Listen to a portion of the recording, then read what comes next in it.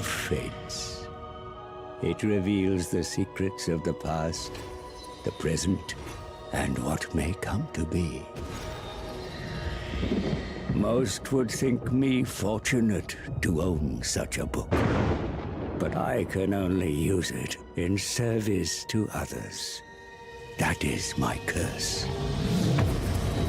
It wakes, tormenting me once more, feeding on the mysteries of this world, unraveling them into opportunity. But opportunity for whom?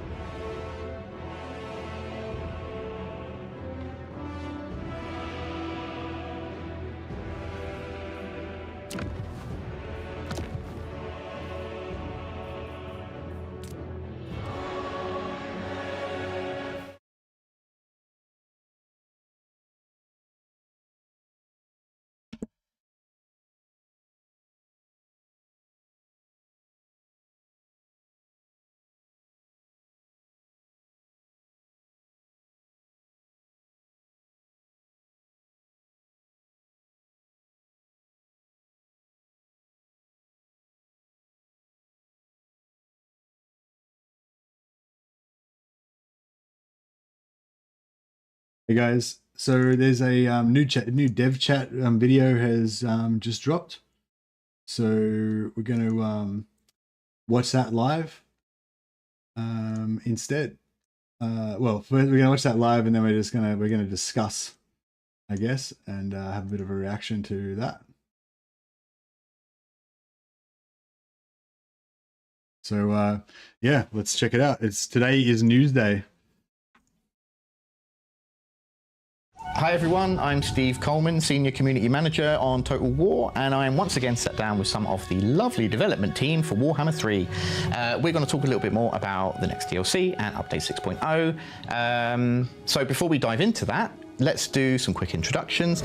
Everybody knows Rich. Hello everyone. Yeah, I'm Rich, I'm the game director. I look after the entirety of the Total War Warhammer trilogy. Josh, a new face. Tell us who you are, what you do, and maybe just some highlights of stuff you've worked on in the past. Certainly. So I'm Josh. I'm a battle designer on the Warhammer 3 DLC team, and I had the absolute pleasure of working on Chaos Dwarfs and, of course, Thrones of Decay. And yeah, just like with those DLCs, I really can't wait for everyone to see what we've got lined up for this. Awesome. A new person. And Chris, another new face to our videos. Another new face. Who are you? What do you do? And what have you done before? So my name's Chris. I'm the project audio director on Warhammer 3 DLC. Cheers, Chris. And I've worked on various bits of Total War games in the past. I think my favourite, actually, the one I started off with was Warhammer 2 DLC, which was Silence of Fury. So I remember working on the Coatl on that one. That was quite good fun, so yeah. Awesome, and thanks for being here with us today. Like before, let's jump in with a little update on where we're at with development. So, Rich, do you want to give us a little update on what's happening at the moment? Yeah. We're into the thick of it. So I think last time we said that we were fully, moving into the iteration period. So we're still in that. We're still playing the game. We're still looking at what we need to improve and change. And I think Sean said solve some of the puzzles. So that's what we're still focused on: fixing some bugs, making changes around that. And I'm sure Chris will tell you a little bit more about the audio side of that as well. Yeah, our team are very, very busy. We're flat out at the moment, so all the amazing work that the character artists and animators and VFX artists have done, it's now all culminating in the audio phase now. So we take all that stuff and our team just help bring the world of and characters from Warhammer Total War to life. Awesome. Thanks. Yeah, we'll look a bit more into that a bit later on. Is there anything new that we can reveal today about the factions, like some new units or some bits you've been working on that you'd like to talk about today? They haven't actually announced a release date, so there can't be a delay really. there's no release date, but maybe we're going to get a release date. I mean, Josh, if we pass over to you, maybe if you want to talk about the Ogres, if there's anything you can reveal to us today about what's coming with them. Oh, absolutely. We could start off with the Paymaster. Quite an interesting unit because we all know that the Ogres love their meat, but there's also one other thing that they absolutely love, and that's their gold. And the Paymaster sort of serves to be that reminder in the battle that if he dies or if you're not performing well enough in battle, you're not getting paid. So he'll sort of fulfill that support role that the Ogres don't necessarily have in combat, and will specialise in primarily in enhancing a battle unit's capabilities in combat.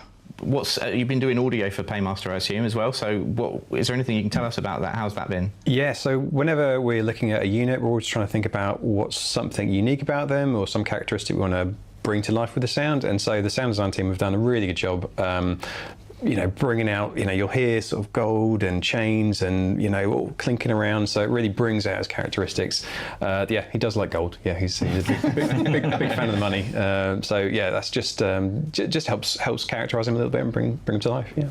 I think his little Noblar likes it as well. That sits on his shoulder or up by the chest or something. Does, yeah. What else is coming with the Ogres? There's got to be more that you can tell us. Oh, absolutely. One thing I think people will really like is the pigback riders. It's such an absurd unit when you think about it, when you've got this vast diverse world where you have giants, demons and all sorts of monstrosities, and then you've got two Noblars piggybacking on each other.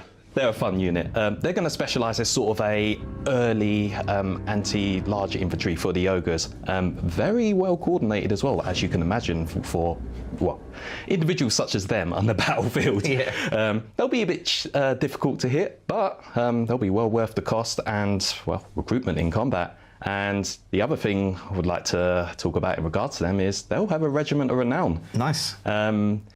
So Noblar pigback riders. So they're like two Noblars stuck together to make a taller Noblar. I'm actually really interested in what people's reaction is to the Noblar pigback riders, because I feel like they seem like a pretty cool. They seem like a pretty cool unit, like just funny, characterful unit. But I don't know if people are going to think they're stupid or whatever. But yeah, I don't know. I feel like it's a pretty cool, pretty funny kind of unit. And so he said they're going to be an early anti-large. So they're essentially like Noblar spears.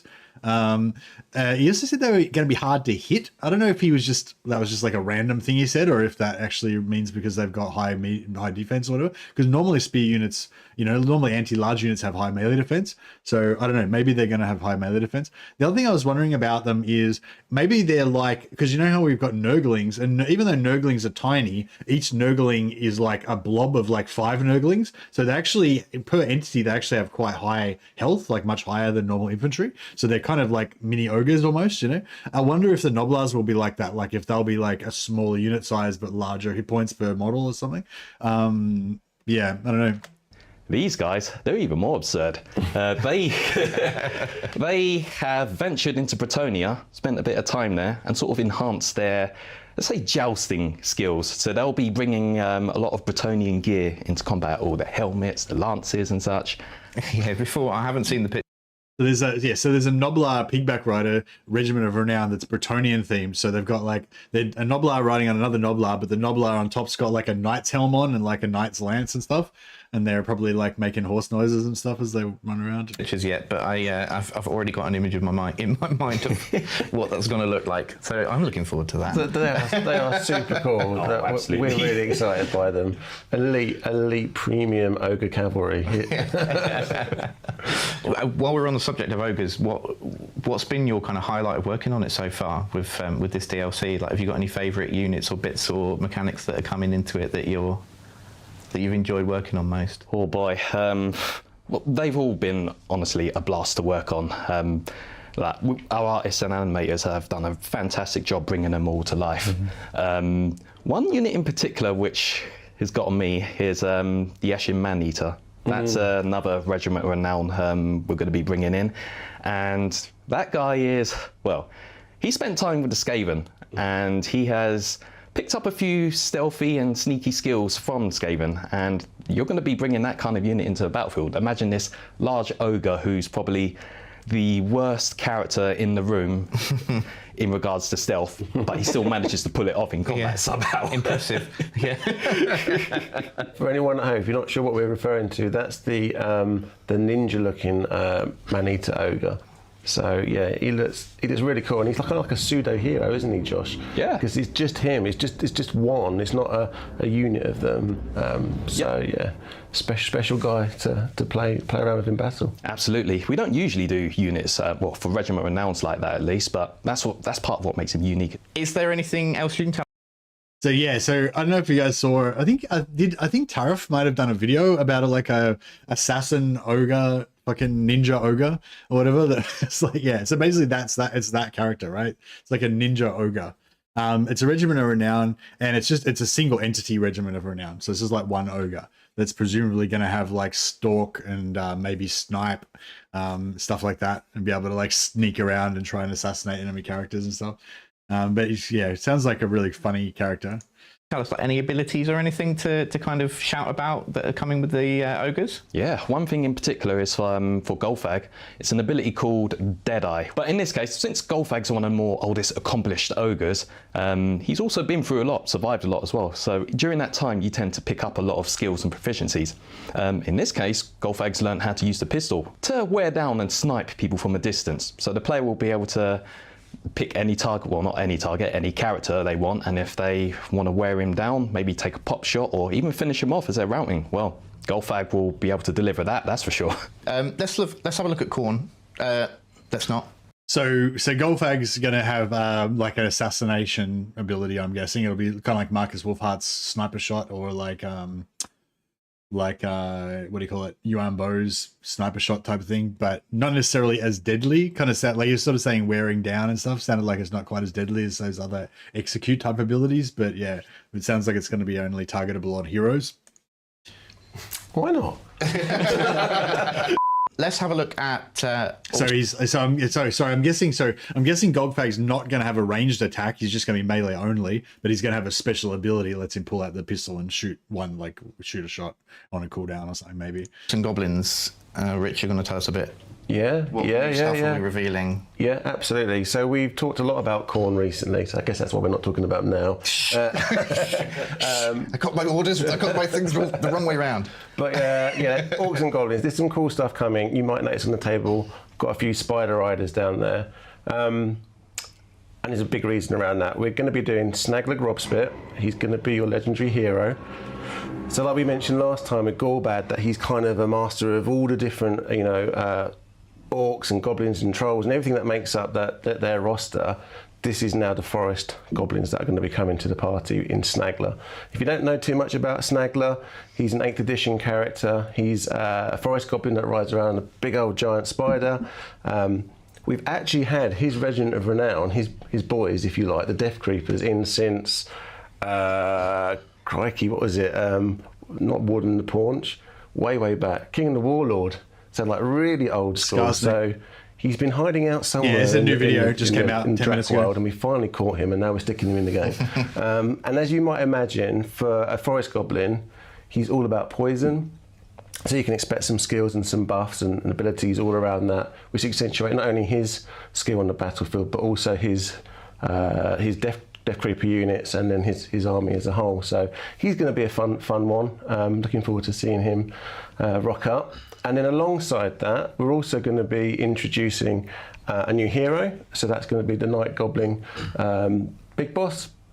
And this hero is going to be all about, again, accentuating things around squigs. So as you've seen in the past, we've introduced... So we've already got a Goblin Big Boss. This is a Night Goblin Big Boss. So I'm guessing... So they've got... What do they got? Troll Hags, Shamans, Black Orc Big Boss, Goblin Big Boss. So they've already got 4, like, so there's 2 different types of shamans that both come under your shaman cap.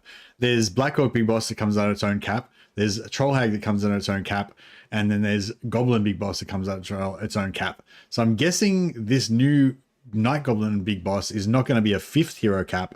It's going to either share a hero cap with, I imagine it's going to share a hero cap with the normal Goblin Big Boss. So you can choose between either having Goblin Big Boss or Night Goblin Big Boss. Again, accentuating things around squigs. So as you've seen in the past, we've introduced the colossal squig, so I expect him to be able to like wrangle them and do some funky things there. And you know, the other squigs that we've already got in the game. What else have we got? We've got loads more. So it sounds like the Goblin Big Boss is the Goblin Big Boss is more like an assassin, sniper, scout, fast running around, you know, hiding and shit like that. You know, like sort of solo hero. He's got an assassin, sort of an assassin ability. It sounds like this guy is more of a buffer for squigs, a squig support hero. Black Orcs. So we're doing Black Orcs with shields. Something that I know a lot. Oh, and sorry, and there's going to be new squig units, I think, coming out with this DLC. So that's why the squig buffing is particularly, you know, important or whatever. A lot of you have asked for a long amount of time. So they're going to be coming in as a new unit. They've got these really big, scrappy shields with the, you know, colourful sort of faces on them, tough as nails.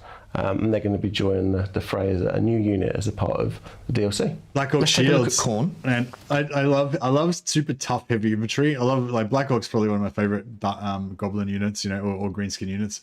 But yeah, Black Orcs with shields. Apparently they're gonna have big scrappy shields. He said. I wonder if they're kind of like those like door shaped kind of like siege sort of shields, riot shields sort of ones. Josh, I think you're going to tell us a bit more about some of the units that are coming, some new ones that we can reveal today. Yeah, so one we can reveal right now is the Lord, the Blood Speaker. Completely new for Khorne. We all know what Khorne's about, all about the fighting, killing for the skulls of blood. Is it completely new for Khorne? Does that mean they just made it up? Like it's not even from any of the lore or anything? The gore and all that. The Blood Speaker introduces a new sort of role for him. So support role, specialises in buffing friendly units around him. But he also encompasses the best of Khorne, which, as I've just stated, fighting everything. So this is a character you can easily have enhance your units in combat just by just getting him stuck in, and he'll be durable for that. That's for sure. Any others? Well, he'll be durable for that. That was interesting. So he's obviously light armor, like he's got no chest armor. So yeah, I'm imagining he's going to be a low armor character.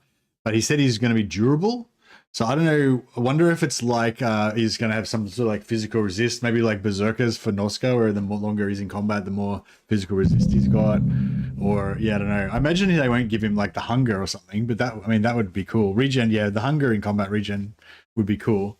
But even if he does have the hunger with no armor, he'll still get fucked up. Like he'll still take a lot of damage. Yeah, maybe high melee defense, high physical resist, and regen. If he has physical resist, melee defense, and regen, then he might be durable without armor. But I feel like without armor, he's still going to be pretty like easy to kill.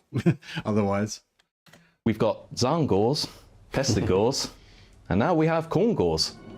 And oh boy, they're a really tough unit to say the least. They look cool. They got They'll heavy, have they got a chainmail anti-large armor. sort of role within the actual roster, so sort of mid. So you can choose in between the Chaos Warriors with Hellbeards or with the Khorngors. But one thing that sets the Khorngors apart is they have the best qualities of a Gore unit from the Beastmen roster. So they'll have abilities such as Primal Fury, Frenzy, And of course, as Khorne is ever so watching combat, if they fall below his expectations, they will certainly get a buff that will make sure that when they kill, they're doing it right. Khorne sounds like it would be quite a fun one to do audio for. So I don't know. He's referring to some sort of special ability that they're going to get, I guess, that gives them a buff in combat if they aren't killing enough or something. I don't know. Yeah. Has there been any kind of highlights of that process that you want to talk about, Chris? Yeah, Steve. I think as soon as we saw the roster for Khorne, I think it got our team pretty excited, and I know that the Slaughter Brute got one of our team members particularly excited. He's actually a metal singer in a band, and I think it was like a match made in heaven, really. So he wanted to lend his vocal skills. It's quite terrifying, actually, what he can do playing like.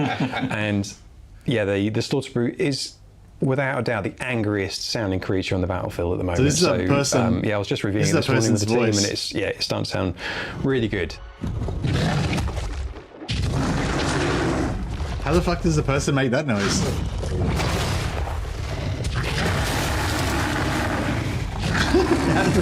So did you say a singer? We looked at abilities for ogres. Is there any for Khorne, for Skull Taker, that you can tell us about? Yeah, so he'll have his Cloak of Skulls ability. You'll have various means of enhancing it on the campaign side, but on the battle side, Skull Taker's a character you'll want to send against other legendary lords and lord characters in general. He's very good at one-on-one dueling, but the Cloak of Skulls will sort of enhance his defensive capabilities. In combat, providing he's got lots and lots of kills, his defensive stats will be progressively buffed. So this is a character which you'll send against other characters, ideally with these stats enhanced. So you could get the best out of him and make him even more durable. And let's just say the opposing side will have a really tough time against him. So are those buffs enhanced by the amount of skulls he's taken, essentially? Oh yes. Oh yes, you'll want to get as many as you can to max them out. Little fact about the Cloak of Skulls. As soon as we saw the unit art for that, I said to the team, I want to hear those skulls. Like, it's such a unique cape. That's very, very morbid, Chris. It is a little bit. What's probably a bit more disturbing is when one of our team members said, "I got you sorted. Don't worry. I can get some bones." Genuine bones. I didn't ask too many questions other than you don't do you when that kind of statement comes out. Other than they were human bones by humane means, so that's fine. But when you get up close to the Skull Taker on the battlefield and you hear his cape flowing around, you'll hear real bones on there, which is a bit gross, but it's pretty cool. So yeah.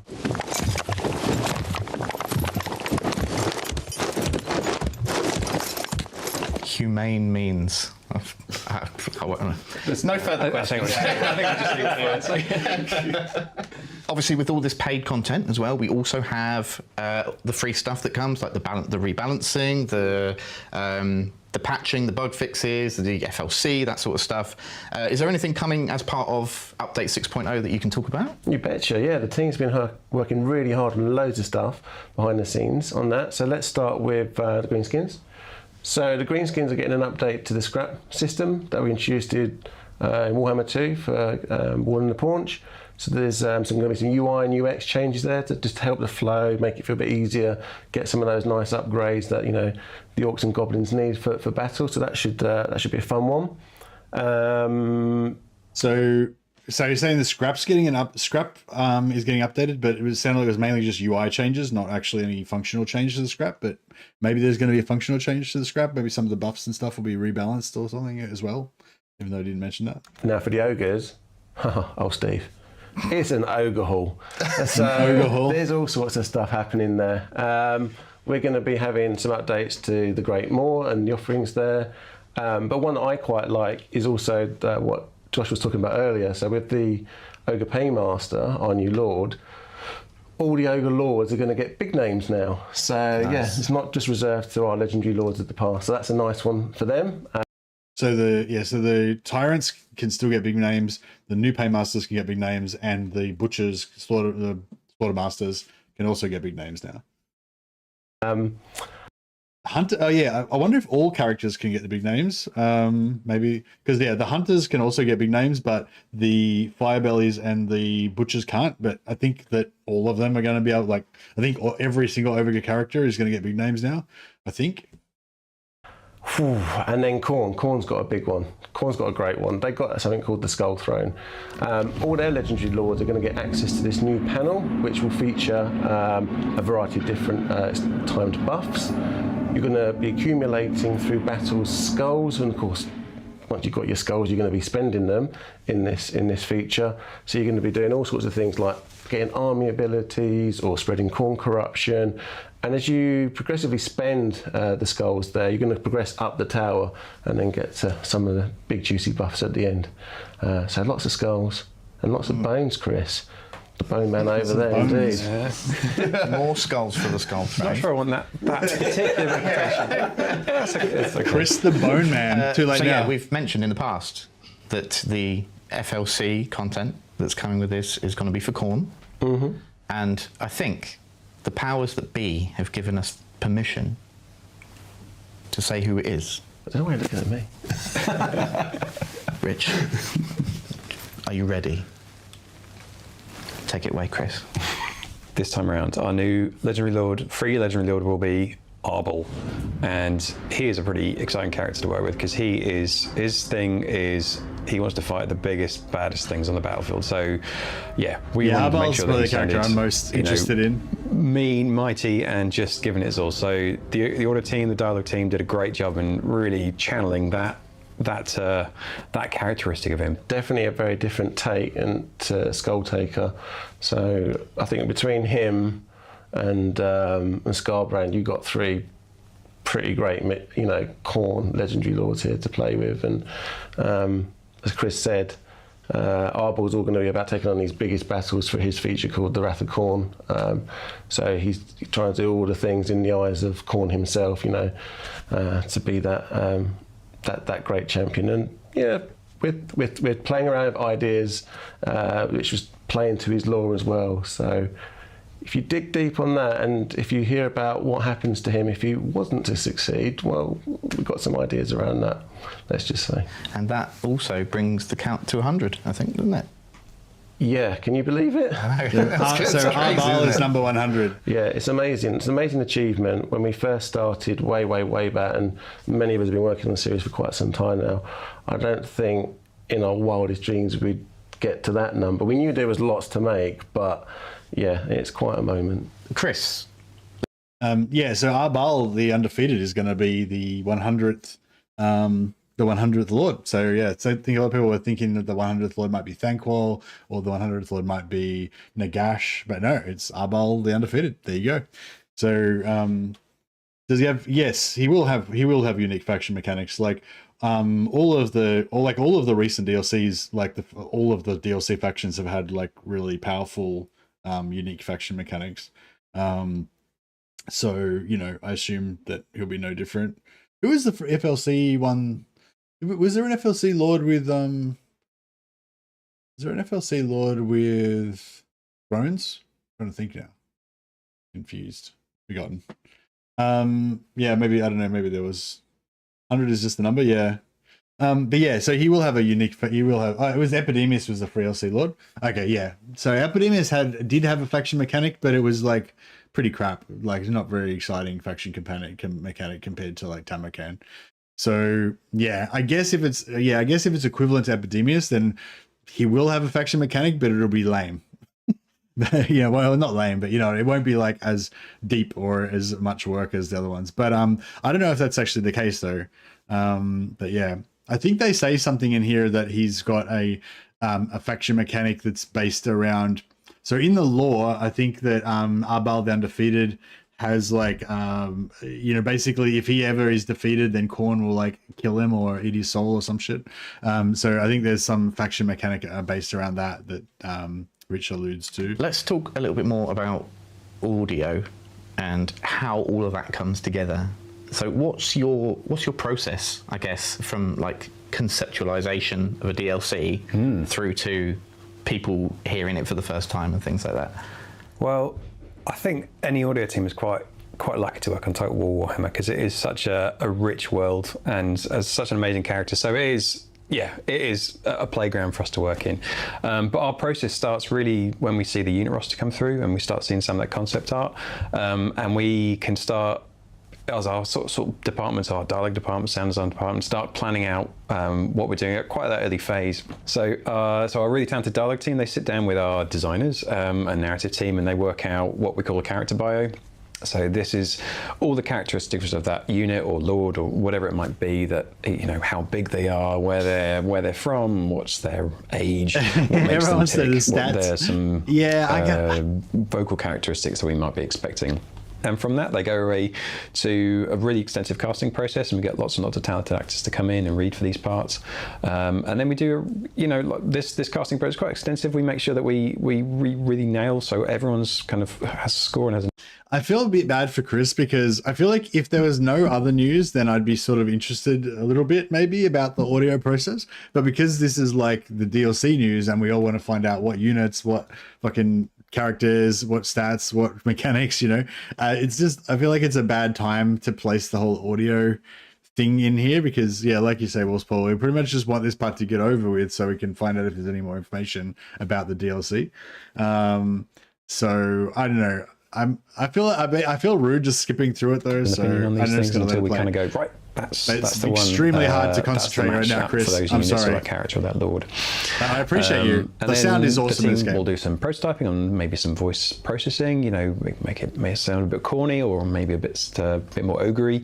And then finally, doing what the team are doing right now is onto the actual recording. So our script writers have put together really great scripts for the characters. I can't wait for the audience to see what we've got this time around. And our sound design team, meanwhile, even before we start getting animations or VFX in, we can look at these unit rosters and go do our research and look up the lore.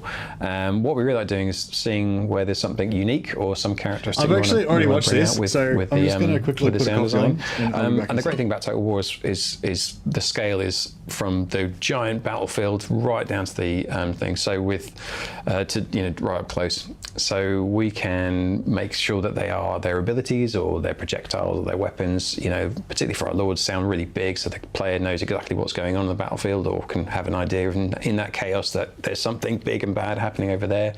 To the right up close to all the all the character movements. So we break our layers down into footsteps and character armor, so they might have something unique in their armor, right the way to their vocalizations as well. So we spend a lot of time making sure that all that language of stuff is brought together with the sound. So it's a really fun process. You don't really think about that when you're playing the game and you're hearing all the sounds together, that every single one of those sounds has had like a process that has laid it all together. There's nothing for free in this, unfortunately. We've got to design everything from scratch. But the team have a really, really good time. It's challenging because the designers, they throw a lot at us, and what they want to do. It's fun though. It's fun. Absolutely, and I'm not sorry.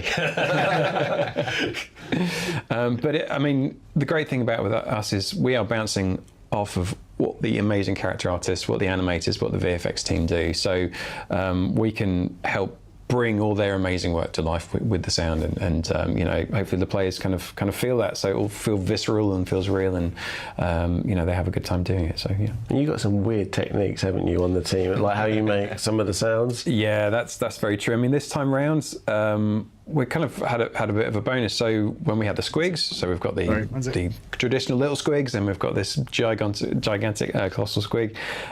It's a chance for us to kind of maybe rework a little bit of the older content that we've got in the game, so we can make the squigs sound even squiggier, a bit gross.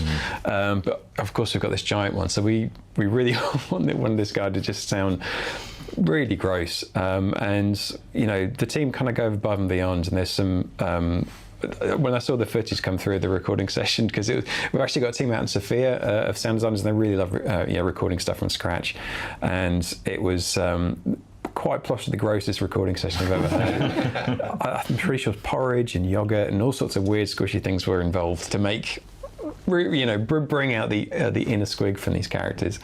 It was quite. They went above and beyond. Yeah. They really did, and they certainly turned some people's stomachs here when they saw the footage. Actually, I think we've got the clip that we can show. So roll it.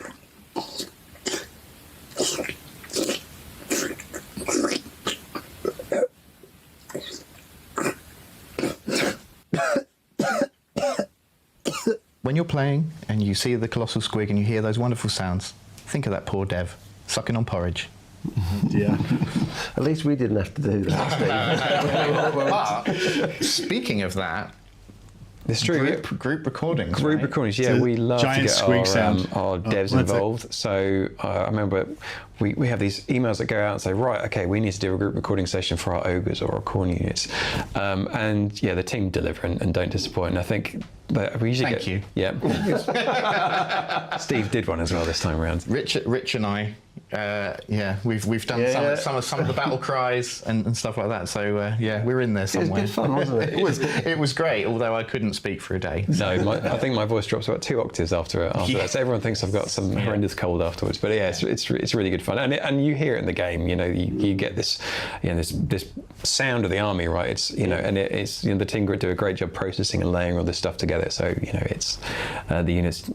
You feel them on the unit. It's great. 3, 2, 1. For the Blood God! 3, 2, 1. For the Blood God! For the blood god. Here we go. 3, 2, 1. Slaughter! Slaughter. 3, 2, 1. Slaughter!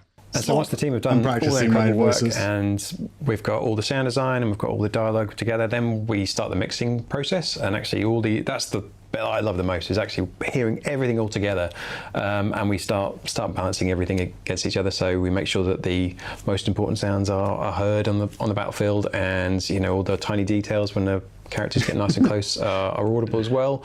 And it's just. How cool is it that it's fucking Rich and the boys fucking every unit is just Rich and the boys yelling stuff out. I love that. The final sheen, the final polish on everything. A few last-minute feedback notes, are always natural in this process in our iterations phase. But that's the bit where we kind of put the final audio polish on it. Yeah, Awesome. It's got to be really rewarding hearing all of that come together into that final product. Yeah, so much hard work goes into it from the audio team as well as the wider team, and it's it is the final step that you kind of go, yeah, that's there. We got something good in the bag there. Just makes it, doesn't it? Just immerses you into the world. Well, thank you guys for joining me for this today. It's been really great to give some more information about the next DLC and Update 6.0.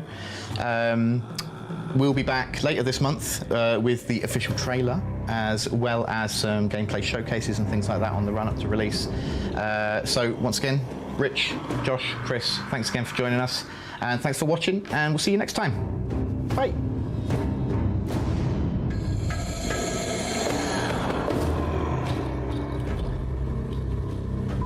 And I am once again sat down with some of our awesome development team, including Rich, Josh, and Sean. Before we, Sean, it's not your name. Sorry. Face melt. I'm obviously pining for Sean. Black and white. Yeah. Can we have Sean to floor 1, please? Change my name here. Sorry, Chris.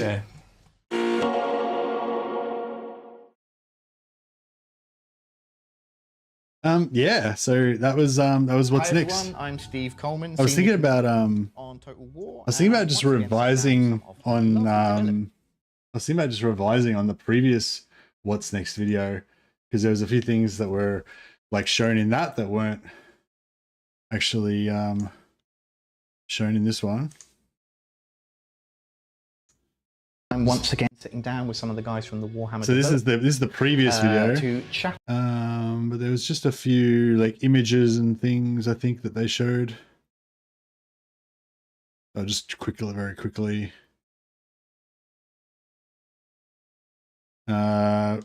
Which is a feature around in progress, but around Golfag. That's just Gorbad, artist's impression of Gorbad. Guess we kind of already knew that. There was, there's going to be a Savage Orc Shaman Lord, I think it is.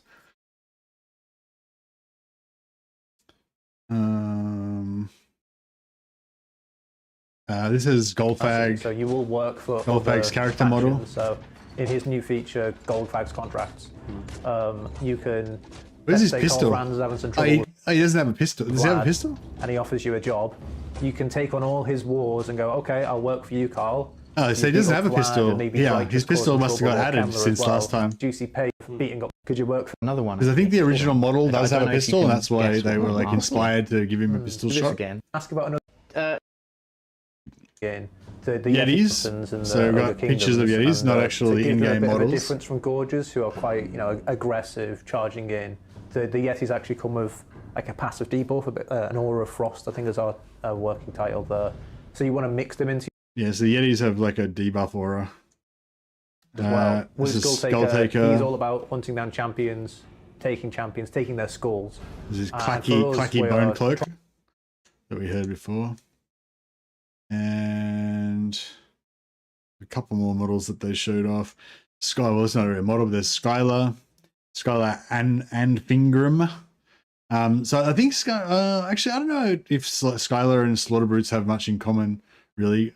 Well, Skylar is a Chaos Spawn, and I think Slaughter Brutes are a type of Chaos Spawn as well, but don't quote me on that. So I guess they're sort of related, but they're not the same model or anything. This is Scar Bloodwrath. This is a legendary hero that we're going to get, not a lord.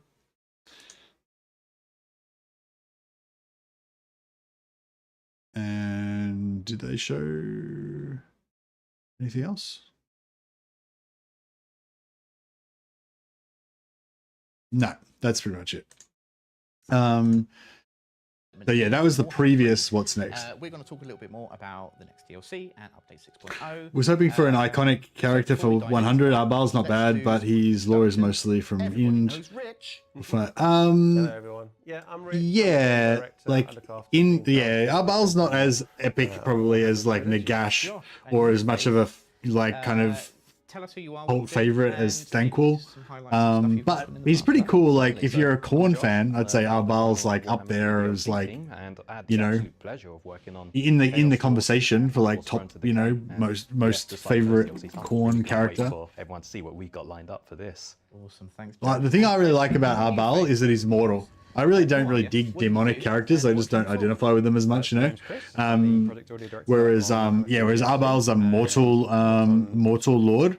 And like with Tamarkan, even though Tamarkan's one of the Nurgle monogod lords, Tamarkan's actually a mortal lord, and he specifically kind of focuses on buffing and enhancing mortal troops. You know, so I think for Khorne as well, it's really cool having, you know, you got Scarbrand, who's like the ultimate demon guy. You got Skulltaker, who's a herald, basically like a demon as well. And then you got Arbal, who's a human champion, and like more of a general kind of a character, I guess. So that's pretty cool. It doesn't, they didn't really explain much about his mechanics, but basically he wants to go around and like challenge, you know, take on the toughest fights that he can get, or something like that, I think they said. So yeah, he'll have some sort of faction mechanics built around that.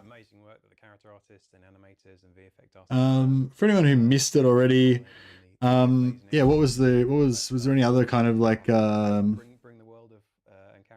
big points? I guess so we know there's going to be a new generic Ogre Lord, which is the Paymaster. I'm not sure.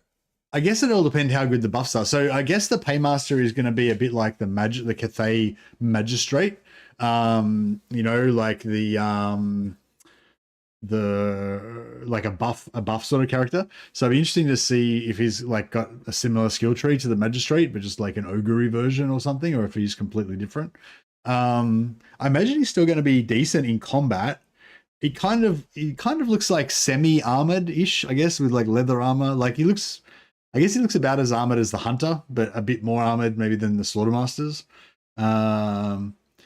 What should be shit? Yeah, I don't know. So I feel like the Tyrant is, if you want like a beast, if you just want a beast ogre combat lord that can solo whole armies and can just kill other characters and just be a tank with millions of hit points and shit, then the tyrant is the guy, you know. If you want to spellcast a lord, then without having to have a hero in the army, then the slaughtermasters are great. Plus the slaughtermasters come with that 10% tech increase, which is actually for most factions it's not that big of a deal, but because of the unlocking the camp capacity for the ogres, that 10% tech that you get on the slaughtermasters is actually really important, like that level 7 blue line. So like this guy, I don't know, he's gonna have to be pretty fucking good, I reckon, you know. I guess the first thing I was thinking is I kind of wish he was a hero. Like if he was a hero, like you'd be like, yeah, sweet, I'd definitely have one in every army so I can get those buffs, you know. But if he's a lord, it's like, do I want a lord that's nowhere near as tough as a tyrant, or do I want a lord that can't cast magic? You know, like I feel like he's going to have to be pretty good to challenge with those guys. But I think he certainly looks fucking cool. Like all of them look really awesome, I reckon. I like the art style. Like it's a bit different from like most of the ogres have got that more like Eastern kind of like Mongolian or Huns or something kind of a vibe, you know? Whereas these guys have got like mohawks and stuff, and like, yeah, they look fucking cool. Like punky ogres. But yeah, I don't know, it'd be interesting to see how good they are. Oh yeah, if he can get a Stonehorn mount, then fucking away we go. All right, actually, yeah, that's a good call. If the paymaster can get a Stonehorn mount, then fucking all is forgiven. He's perfect. Never need another character.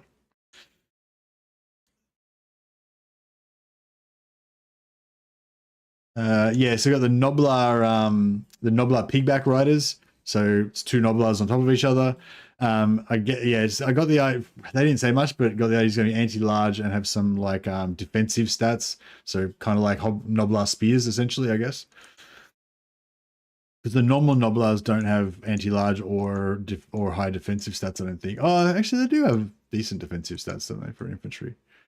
Yeah, this is just a regiment of renown. Regiment of renown. Are we going to get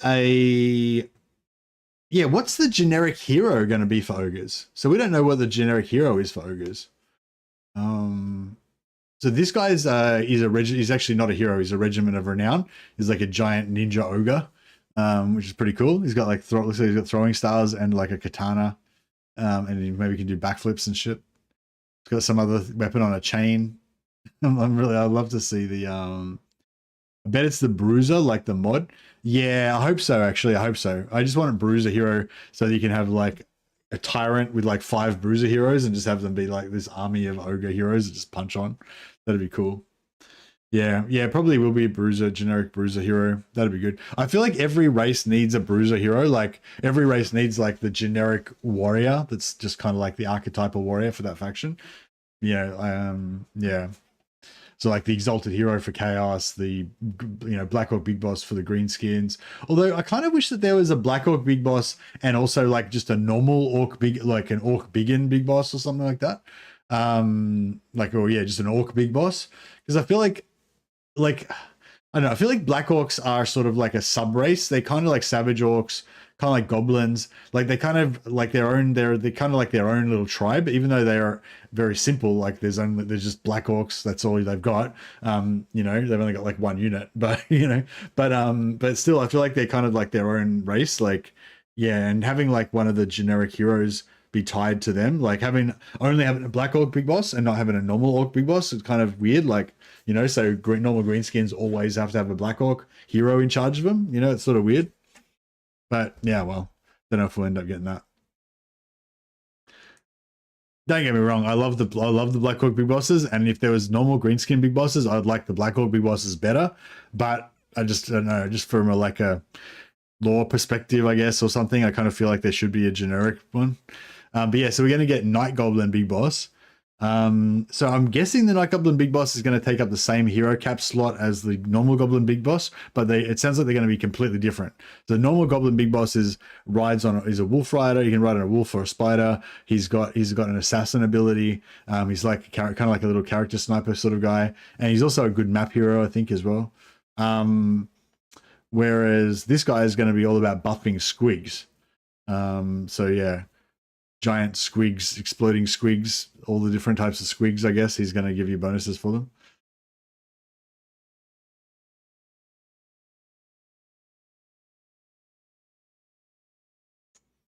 Khorne Gores. They're really tough use the gores. Just let it Now play. we have Khorne gores. And oh boy. Yeah, the Khorne Gores look pretty cool. Do the Khorne Gores look like way more armored than the other Gores? I can't really remember having a close-up look at the Pestigores or the Zangors actually, but I feel like the Khorne Gores look a lot more like bruisers, like more heavily armored, tougher. Melee heroes are so strong, not having one is such a nerf to your campaign roster. Patriarchs just don't quite do it for Kislev. Yeah, Kislev needs a... Yeah, exactly. That's a perfect example of like... For any faction that doesn't have like a generic warrior hero, I feel like is just shit. Like, and yeah, Kislev is a good example of that. Like, yeah, they should really have a generic warrior hero, I reckon. Yeah. Like, Kislev's only got 2 heroes. Patriarch and... Oh no, they got 3 now. Kislev's got a Patriarch, a Ice Witch, and a Death and a Hag. Like, 2 of their heroes are fucking casters, you know? It's like, yeah, like weak casters, basically. Oh, I guess the Ice Witches aren't that weak, because they got the Bear Mount, kind of makes them a bit tough. But yeah. But yeah, I think that'd be really cool if they had a melee hero. I'd prefer probably a tough one, like a Gospodar or Streltsy type, like heavily armored with furs kind of dude. But I also wouldn't mind like a Ungol Horseman kind of dude, I guess. I probably wouldn't like him as much in game, like a low armor, like fast, agile, you know, maybe like a Swordmaster guy, like with, you know, Sword Dancer kind of dude. I can't remember what they're called now, but you know, like an Ungol nobleman, horse lord, fucking sword dancing kind of dude with a top knot. You know, I love those top knot guys for Kislev. We need more of those. We've got the Golden Knight. Yeah, I don't dig this whole legendary heroes instead of generic heroes thing, because they said basically that that there aren't really any generic heroes for Khorne, so we're not going to get a generic hero, but we're going to get a legendary hero, an extra legendary hero, which is going to be Scar, Blood, whatever. So we're getting Skylar and Scar. So we had 2 legendary heroes for Khorne, but that doesn't make up for not having a generic hero for me.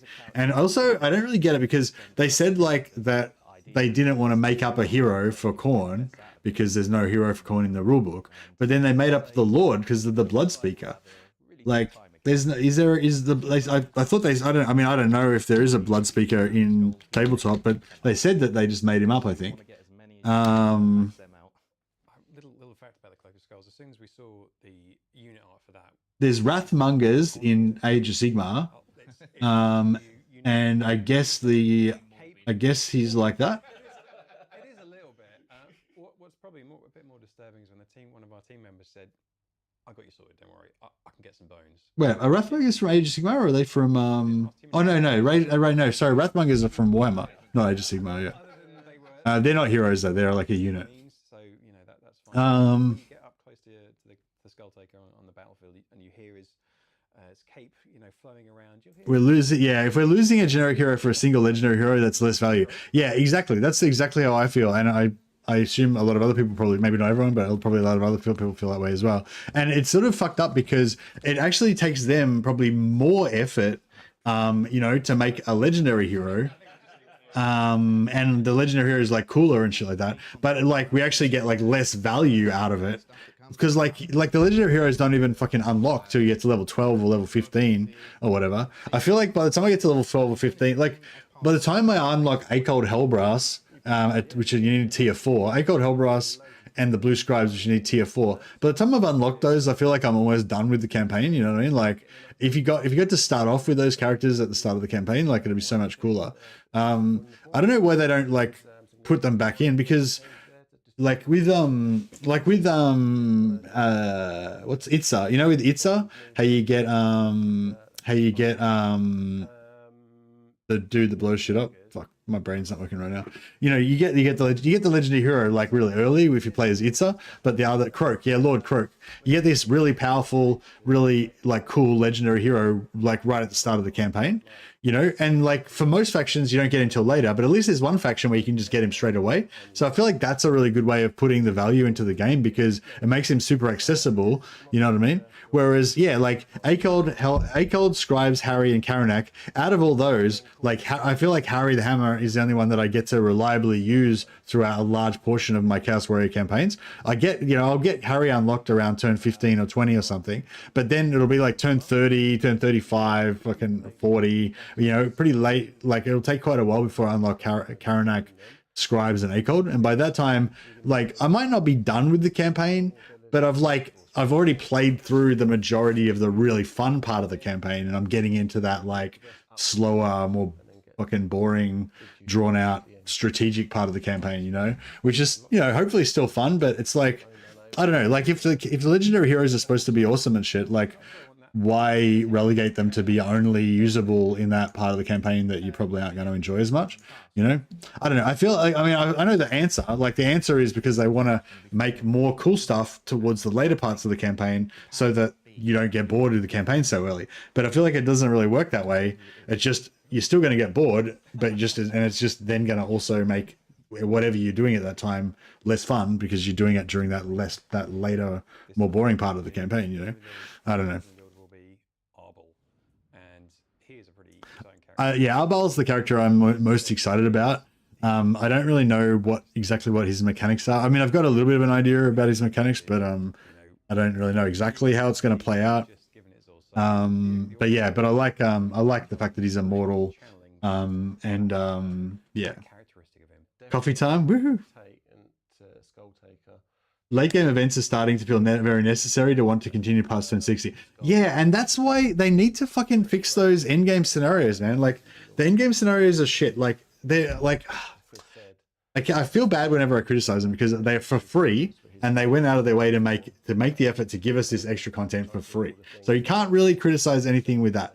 But the thing is that, like, yeah, the end game needs more content, and the end game scenarios are like meant to address that, but they just don't. They're just not very fun, Whereas if they made them much more interesting and made it like, yeah, the way that Battle Brothers does it is perfect, I reckon. You have like 5 or 6 different endgame scenarios and only one of them happens at a time. That's a really important thing. Like the ultimate endgame crisis where you can have all the endgame things happen at the same time. It sounds really cool because it's like, oh, it's going to be the ultimate end of the world. But no, it's bullshit because all it does is it like makes it so that none of them are important. It just makes it so you've got this big blob of endgame shit everywhere and there's no storyline to any of it, or like, do you know what I mean? Like none of them are cool. Like, whereas if you just had one of them happen, you don't know which one it's going to be, and you just have one of them happen, that makes it more interesting and a bit more just by itself, just that one thing of only having one instead of having the ultimate. So yeah, the way the Battle Brothers does it is that you just choose one, and that's the first one that happens. And then after that, if you keep playing long enough, a second random one will happen. Not the same one that you did already, but one of the other ones. And if you keep playing long enough, a third one will happen, not one of the ones you haven't already done. So basically, yeah, it means that the game continuously goes on, and there's always new content ahead, So like, yeah, if they just made that change to the end game, it wouldn't fix it. But even that one change of just making it so that you only one can happen at a time, and you just choose which one goes first, and then they randomly keep happening after that, and to extend out the game. But that would just be step one. They need to actually make them a lot better as well. But yeah, I mean, I feel like that could be a potential answer. I think like the main thing that most of us are focusing on though is that you want the procedurally generated part of the game, which is the core thing that makes Total War so good, like that better. You just want you want the in-game factions to just build up in a cool, believable way that seems cool and provides challenge, but also makes sense in the framework of the development of a campaign. Like you don't want just random huge piles of armies just splopping out of nowhere for no reason. You want want a story to kind of develop with the dwarfs getting stronger and stronger and defeating their nearby enemies and absorbing and becoming a behemoth throughout your campaign. So there's it comes from somewhere, it's got context. But yeah, anyway, fuck, that was a big rant. But yeah. Problem with late game is it takes 12 hours of playing Saturday to get to turn 25 plus on Legendary. People have jobs, and 24 hours of Warhammer to get to 60 is tough. Yeah, well, that's the thing. I think like playing in increments is kind of cool, especially if you've got something to look forward to, though. You know what I mean? Like you play like 5 turns or whatever in an evening. Maybe on Saturday you play for like 5 or 6 hours if you've got the time for that. Maybe you only play for 2 hours, you know, you get a few turns done. And then if it's like, if there's sort of like stuff that's going to happen in the future, like it can keep you going. But if you kind of know, once you get to that point where you kind of know that you're going to steamroll the rest of the game and it's kind of just boring to do it, that's where most people probably give up on their campaigns. Nurgle Chariot campaign. Nurgle Chariot campaign. That does sound pretty cool. You don't really think about that when you're playing the game and you're hearing all the sounds together, that every single one of those. Oh yeah, so we're going to play some Warhammer after this. I'm trying to figure out what campaign to play.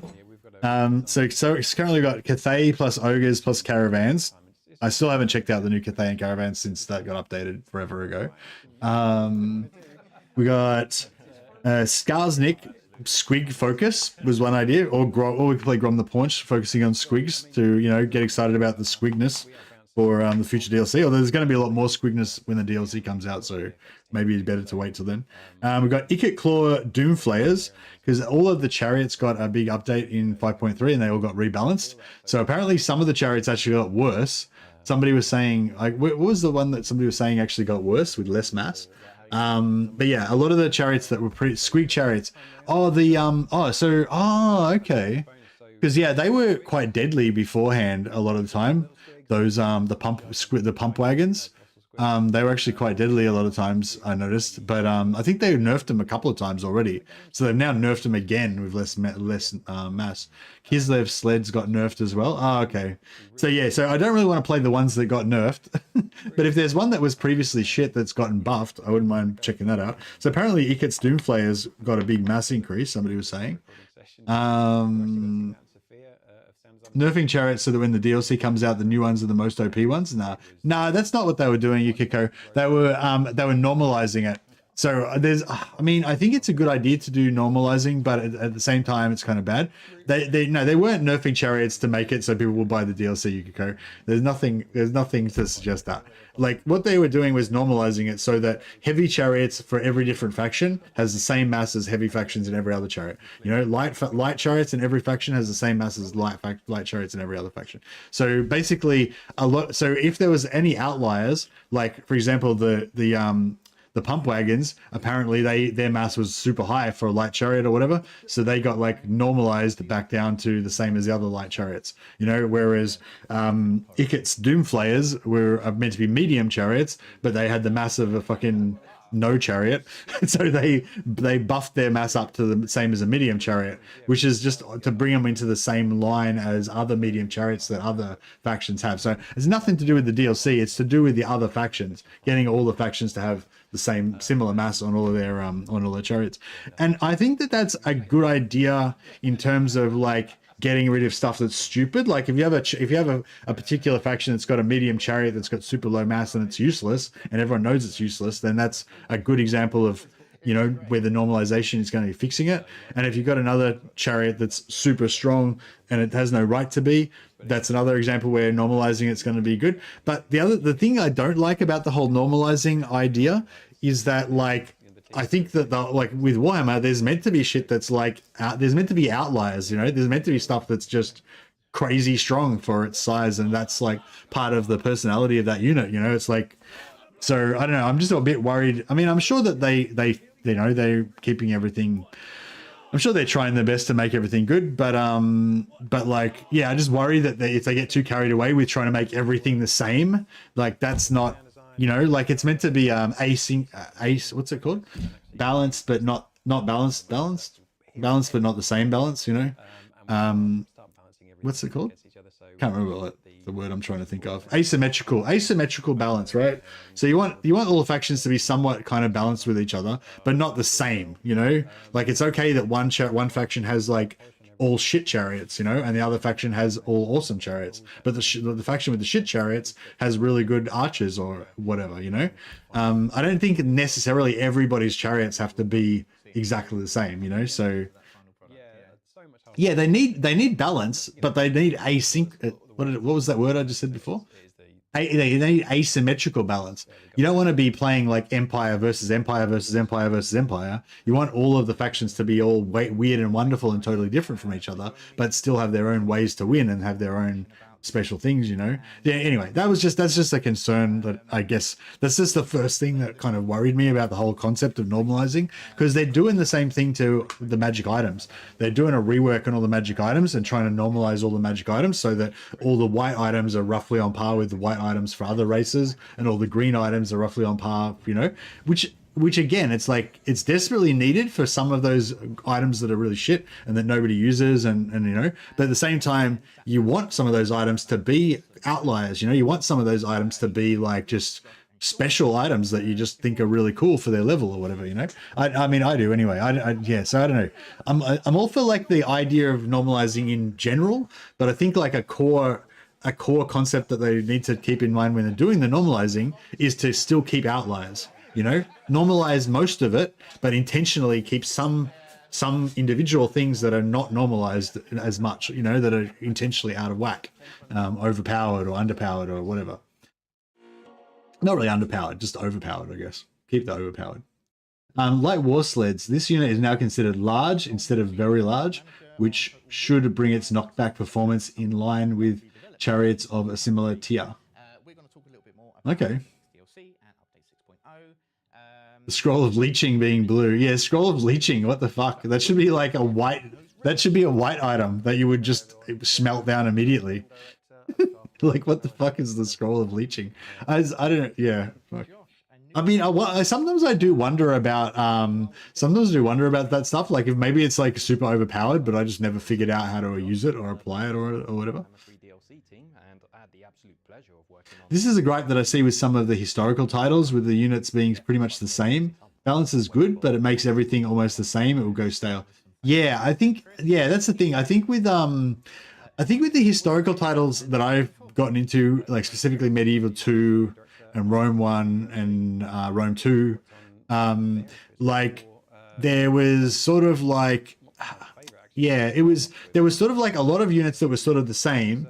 But then there was like the occasional, like basically each faction would have like one or two units that were like the special units that made them stand out. And it's weird. It's funny how that standard has changed from Warhammer, like from Rome 2 to Warhammer. It's like in Rome 2, like every faction had the same, like basically every faction has spears, every faction has whatever. They're not really, there's like a few different racial groups that kind of had the same thing, you know, but then each faction had their like special thing, you know, like one or two units that was their special thing. Or maybe one class of unit that was their thing that was a bit better or whatever. Whereas in Warhammer, it's like every race has to have like fucking 20 special things each race, you know, and then within those races, there's factions that have to have their one or two special things. So it's like, yeah, it's like 10 times as much variety and like craziness.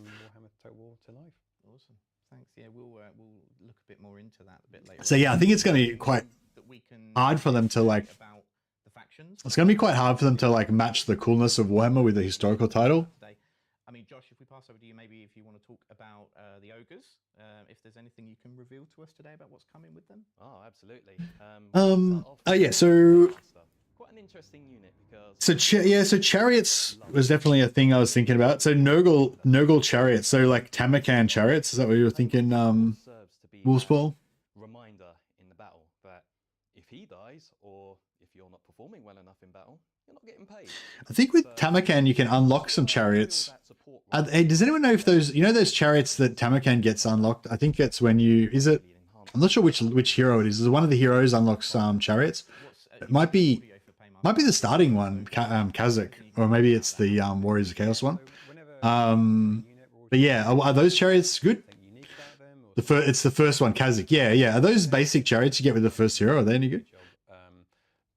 Does Nurgle have Nurgle chariots that you can actually recruit in their skill line as well? Oh, we could ally with Warriors of Chaos.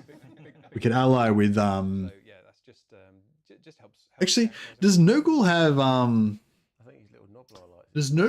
vassalization, or is Nurgle like one of those shitty fucking alliance factions? And Nurgle can vassalize, can't they? Oh, absolutely. One thing I think people will really like is the pigback riders. It's such an absurd unit when you think about it. When you've got this vast, diverse world where you have giants. So I'm just checking out some options. All right, well, cool. I think we've like kind of Infantry for the ogres. I think we've kind of done it now. In terms of the video, yeah, I don't know. I don't really do like commentary videos and stuff about like the news stuff like that, but I like to do like live reactions like this, you know, and chat with you guys about it.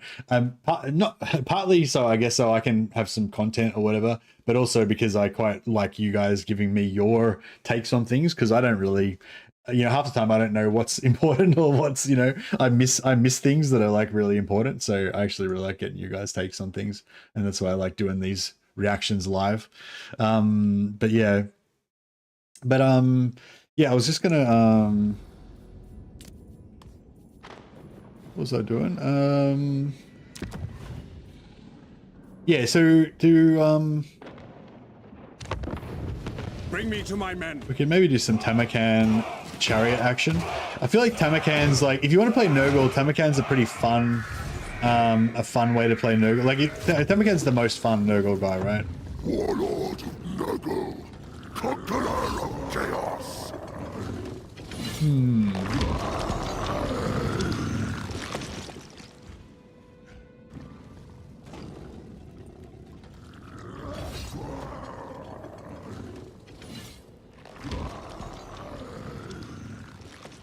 Yeah, I feel like Tamakan plus chariots seems like it'll be pretty fun. Yeah. I mean, that's it. Talking to each other about games and Warhammer is pretty much like what it's all about. For me, anyway.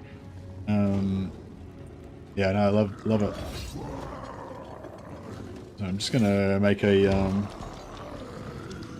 quick thumbnail.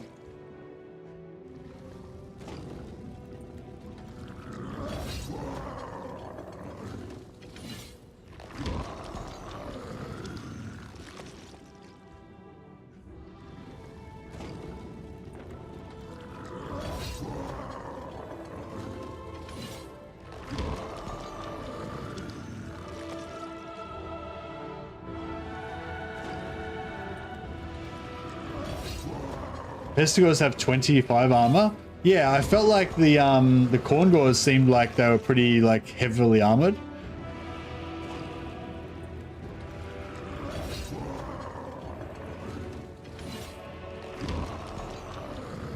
Trying to get another that'll do.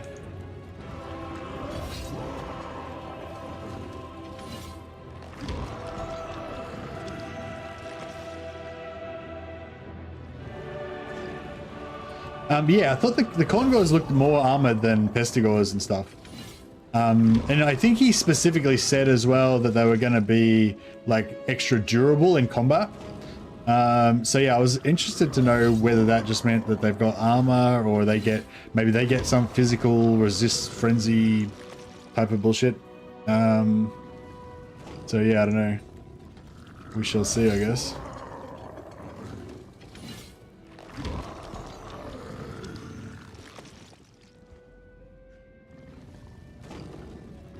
Not bullshit, but you know, like thing.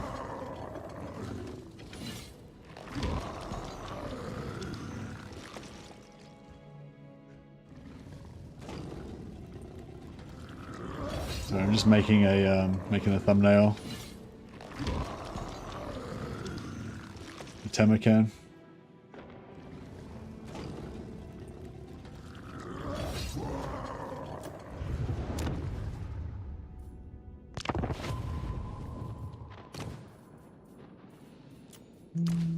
So do they get chariots? Oh, they do. Chaos Chariots of Nurgle.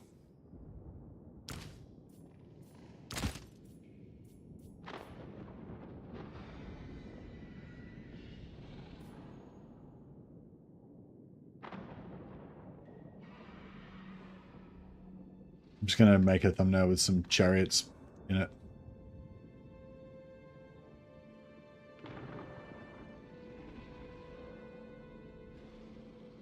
Hopefully these chariots are good too. Actually, does anyone know if the chariots of Nurgle got buffed, or are they just the same as they always were? Maybe they, wait, where's the patch notes? What is it? 5.3 patch notes.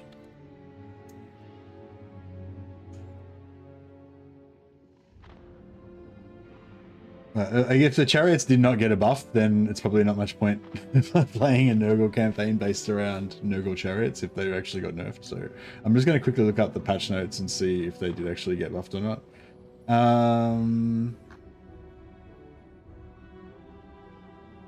Patch notes, blah blah. Where's the link to the dev blog?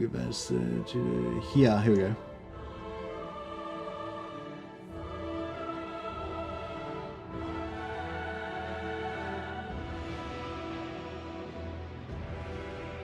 Chariots are in the same building as the Pox Riders. Okay.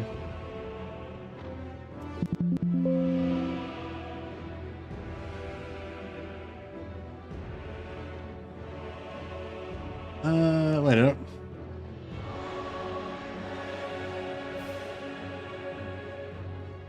Nurgle, Curse Lord, Mount, Rock Beast, Steed, Chariot, Great Weapons, Rot Knights, Rot Riders, Befouls, Toe Dragon, Pestilence, Rot Flies, Forsaken.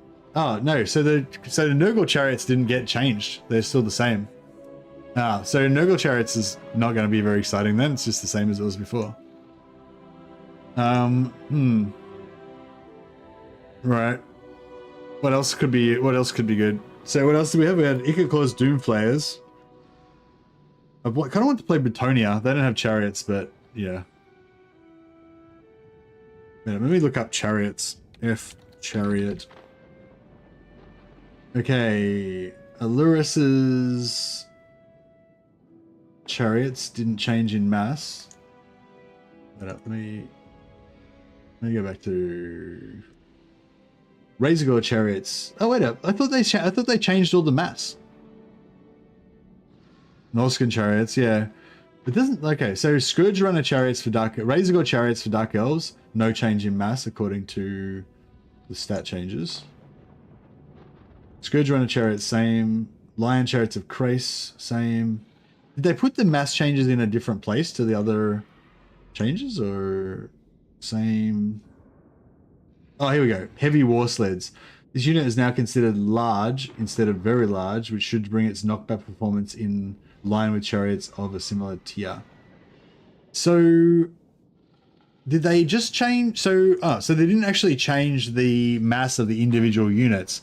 They just made it so that every chariot that's of a certain size automatically has the same mass as every other chariot of the same size. Is that right? Heavy War Sleds, Light War Sleds, Marauder Ice Wolf chariots, Allurus chariot. So none of the chariots, so none of the chariots are like listed as having anything changed with their mass.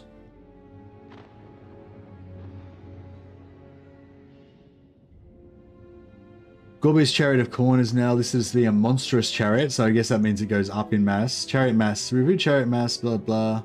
Yeah, okay, right. So small chariots are 1,000, medium chariots are 1,500, monstrous chariots 2,000, monstrous single entity chariots are now 3,000.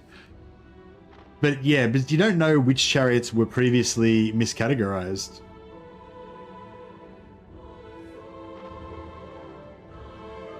So now every small chariot gets stuck on the first row of infantry.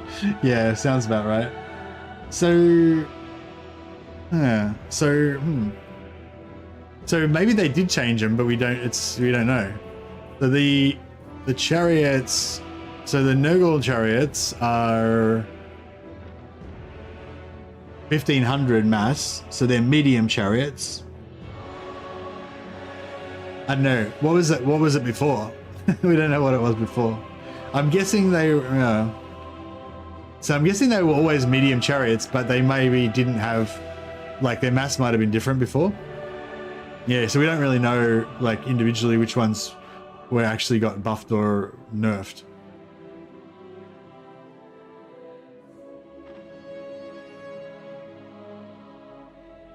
So yeah, like I'd have to know if their previous mass was less than 1500. So all I know is now they're like every other medium chariot, they've got 1500 mass.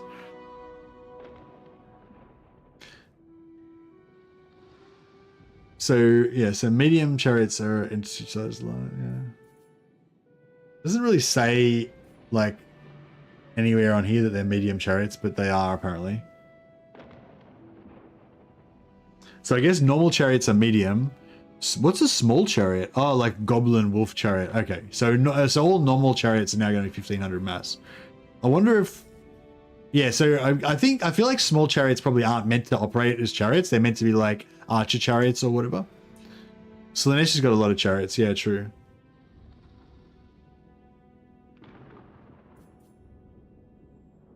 I think I like Nurgle better than Slanesh though. Oh no, I don't know. I mean, I like Nurgle better than Slanesh, but I probably like the Slanesh mechanics more than I like Nurgle. It was 1500, so yeah, the chariots are the same as they were before. Did they give a release date? No, they didn't. They didn't give a release date, did they? Thanks so much for checking on that, Yukiko. Yeah. I wonder if. I kind of want to play Dark Elves and focus on Dread Knights, even though it's check the video from 9 months ago. Have the speed to back up on the mass. Oh yeah, the Slanesh chariot speed is pretty cool. Yeah. Man, I just spent all this time making a Nurgle fucking thumbnail. Do Rakarth Scourge Runners? What's special about Rakarth with Scourge Runners? And did Scourge Runners change in mass, or are they still the same?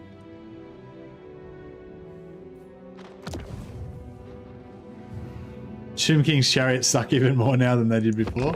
Fantastic. What I was, yeah, somebody was telling me, somebody asked a question in chat the other day, and they said, yeah, how can you make Dread Knights like good? And I was like, I don't know. I don't know that you can make them good. But I was like kind of inspired by the idea of it though. And he does get chariots as well. And one of the ideas I had was like combining Dread Knights with chariots and combining them with like single entity heroes and stuff like that.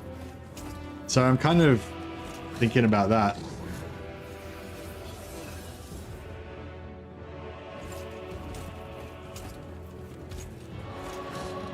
Excuse me.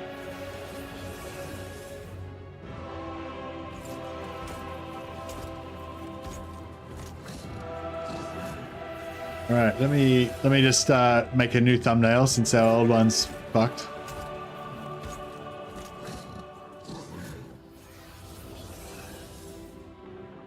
But yeah, I think Malice make Dread Knights great again. Not that they ever were. I feel like he's gonna be the go.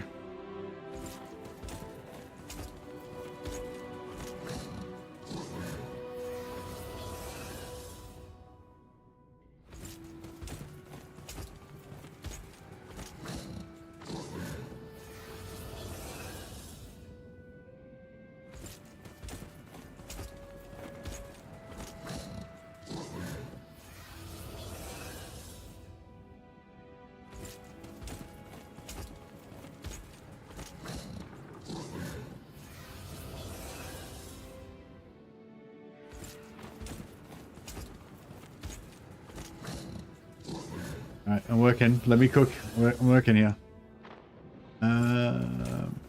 This one's...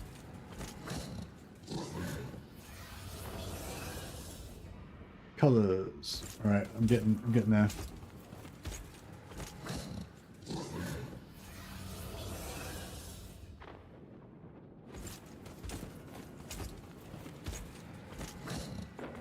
Yeah, we can do, I was thinking we can do Dread Knight, Malice Dread Knight focus, and we can do also Malice confederating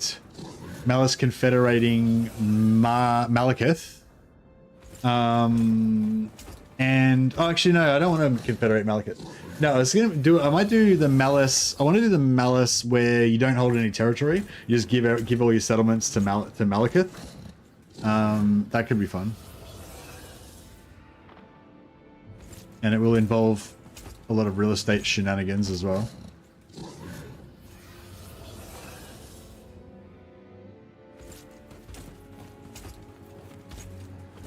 All right, I'm getting somewhere. I'm making progress here.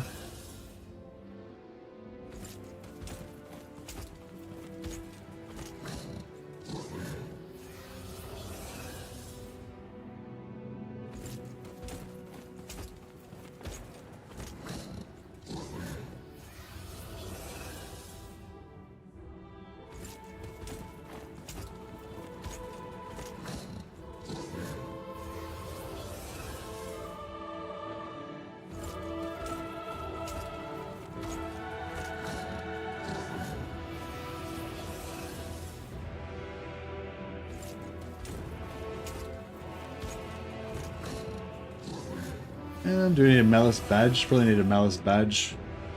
Malice badge. Make our imagery complete.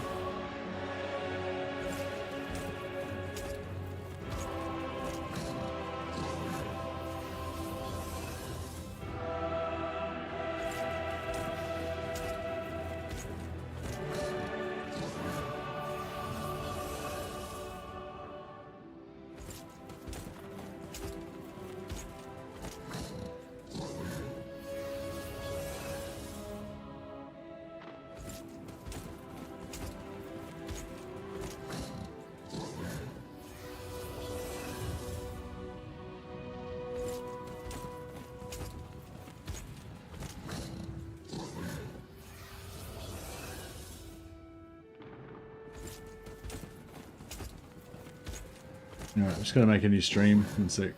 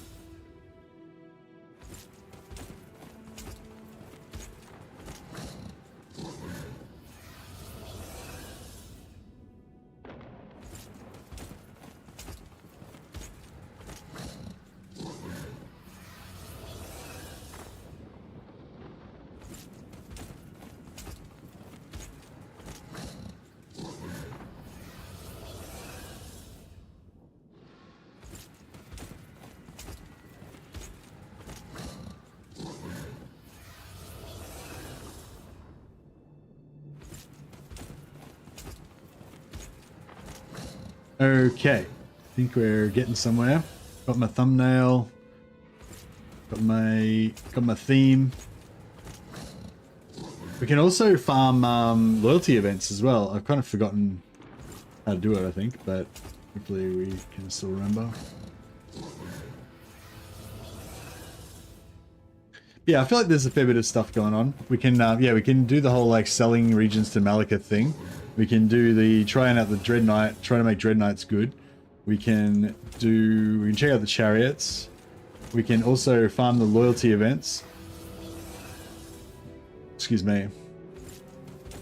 And get all of those wicked magic items that the Dark Elves get, plus the wicked buffs and stuff.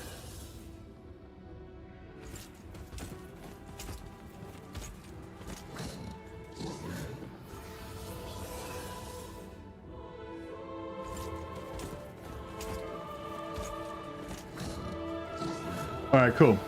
I'll punt you guys over to a new stream, and we'll see you guys in Malice Darkblade Dread Knight campaign in 1 sec.